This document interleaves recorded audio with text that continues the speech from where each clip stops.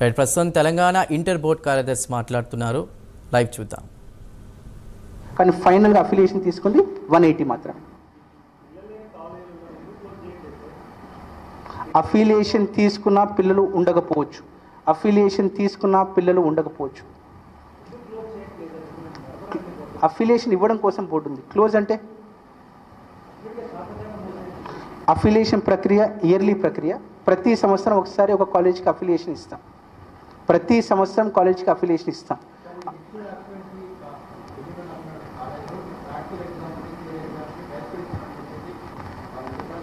మీ question ఇంకొకసారి repeat చేస్తారా? Request ఒక స్క్రీన్ రిక్వెస్ట్, ఒక మైక్ ఇస్తారు. ఇంకో మైక్ ఉందా?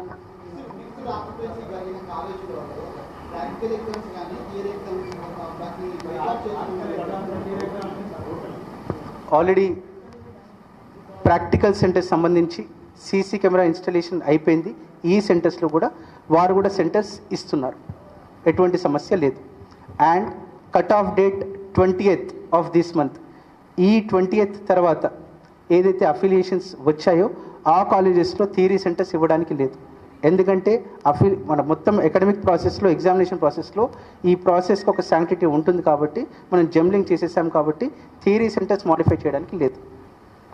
కాబట్టి ప్రాక్టికల్ సెంటర్స్ మిక్స్డ్ ఆక్యుపెన్సీ వారికి ఇస్తున్నాం, అక్కడనే కండక్ట్ చేస్తున్నాం.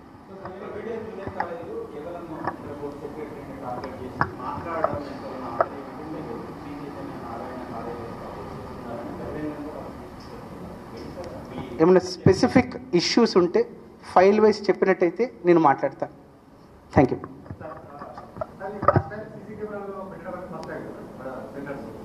ఎస్,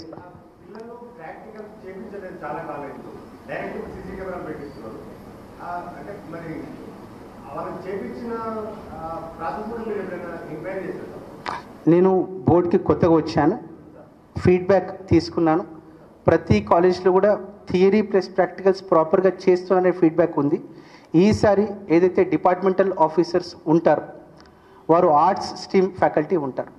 డిపార్ట్మెంటల్ ఆఫీసర్స్ అందరూ కూడా డ్యూటీ పడటం వల్ల గవర్నమెంట్ కాలేజెస్ అన్నీ కూడా ఇబ్బంది పడుతున్నాయి. లాస్ట్ 30-35 డేస్ స్టాఫ్ అవైలబుల్ ఉండట్లేదు. కాబట్టి గవర్నమెంట్ కాలేజెస్ కూడా ప్రాపర్గా ఫంక్షనల్ కావాలనే ఉద్దేశంతో డిఓ సిస్టమ్ మనం ఈ ఒక ఇయర్ మనం రివ్యూ చేస్తున్నాం. దీనికోసం ఇది చేస్తున్నాం. రెండోది, మీరు ఏదైతే క్వశ్చన్ అడిగారో సీసీ కెమెరాస్ సంబంధించి, అవి ఉంటాయి, లైవ్ ఫీడ్ చూస్తాం, ప్రాక్టీస్ చేసే వస్తారు. ఎగ్జామ్స్ రాసేటప్పుడు మాకు కూడా ఫీడ్బ్యాక్ తెలుస్తుంది ఏమైనా ఇబ్బందులు అవుతున్నట్టయితే. ఎస్, సెల్ఫ్ సెంటర్ రూల్ ఏంటంటే బోర్డ్ రూల్స్ ప్రకారం మోర్ దెన్ 50 స్టూడెంట్స్ ఉన్నట్టయితే, ల్యాబ్ ఇన్ఫ్రా అవైలబుల్ ఉన్నట్టయితే, స్టాఫ్ ఉన్నట్టయితే సెల్ఫ్ సెంటర్స్ ఉంటాయి. మొత్తం కాలేజెస్ 3426, మొత్తం ప్రాక్టికల్ సెంటర్స్ 1812 ప్లస్ వొకేషనల్ కలిపినట్టయితే 2003 సెల్ఫ్ సెంటర్స్ ఉంటాయి. గవర్నమెంట్ సెక్టర్, ప్రైవేట్ ఎయిడెడ్ అన్ఎయిడెడ్లో సెల్ఫ్ సెంటర్స్ ఉంటాయి. ఎగ్జామినర్స్ మారుతారు. ఎవరైతే సైన్స్ ఫ్యాకల్టీ ఉన్నారో వారికి మనకు డ్యూటీస్ పడతాయి. అదే మీకు అంటున్నాను, హాల్ టికెట్ ఎగ్జామినేషన్ జనరేషన్ ఇప్పుడు లైవ్ చేస్తున్నాము. జనవరిలో ఫైనల్గా కొన్ని కాలేజీలకు అప్లికేషన్ మీరు ఇచ్చే ప్రెసిడెంట్లో కానీ మీరు చెప్పే దాంట్లో ఇంటర్ బోర్డు వెబ్సైట్లో అప్లికేషన్ ఉన్న కాలేజీలోనే మీరు స్టూడెంట్స్ చేరండి, పేరెంట్స్ అలర్ట్గా ఉండండి, అప్లికేషన్ లేకపోతే చేయొద్దు అని చెప్తున్నారు. కానీ జనవరిలోనే అడ్మిషన్ జరగవచ్చు, జూన్లో జూలై అప్పటి నుంచి జరుగుతుంది.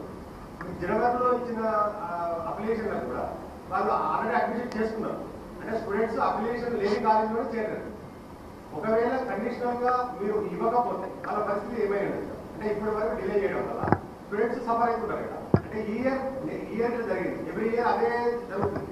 నెక్స్ట్ ఇయర్ దాన్ని కరెక్టివ్ మెజర్స్ ఖచ్చితంగా తీసుకొస్తాం. అఫిలియేషన్ కండిషన్ గైడ్ లైన్స్ ఏవైతున్నాయో ఖచ్చితంగా రివిజిట్ చేసి గవర్నమెంట్ నోటీస్లో పెట్టిన తర్వాతనే ప్రాపర్గా లాస్ట్ ఫ్యూ ఇయర్స్ ఏవైతే తప్పులు అవుతున్నాయో రెక్టిఫై చేసే ప్రయత్నం చేస్తాం. ఈ ఇయర్ అఫిలియేషన్ గైడ్లైన్ ఇంకా రిలీజ్ చేయలేదు. చేసేటప్పుడు మీరు ఏదైతే ఇన్పుట్స్ ఇస్తున్నారో అవి వాస్తవ పరిస్థితులను కూడా చూసుకొని ఎక్కడైతే తప్పిదం అవుతుందో రెక్టిఫై చేస్తాం.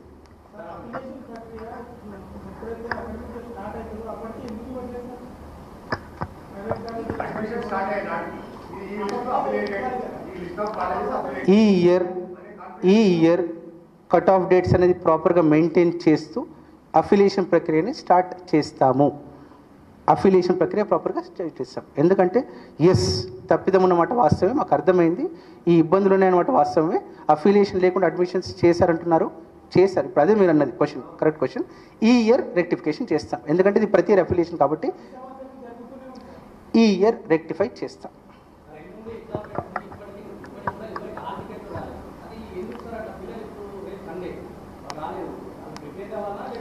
ఇంకొక 1 అవర్లో మీకు వస్తుంది.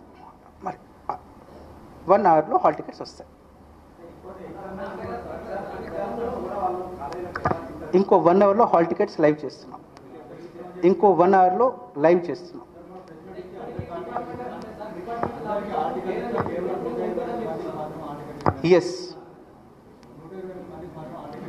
మీరు మాట్లాడింది ఏదైతే మాట్లాడుతున్నారో ఆ number English environment exam, environment and ethics exam సంబంధించి మొత్తం 3 హాల్ టికెట్స్ ఇస్తాం. ఒకటి ఎన్వైర్న్మెంట్ ఎథిక్స్, తర్వాత ప్రాక్టికల్స్, మూడోది థియరీ. మీరు ఫస్ట్ రిఫర్ చేసేది 128 మెంబర్స్ ఏదైతుందో ఈ 29th 30th అయిన ఎగ్జామ్ ఎన్వైర్న్మెంట్ అండ్ ఎథిక్స్, దానికి సంబంధించి అందరికీ వెళ్ళాయి.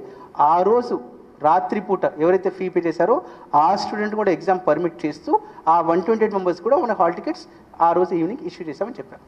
మీరు చెప్పే సెకండ్ ఏదైతే మేము హాల్ టికెట్స్ అంటున్నామో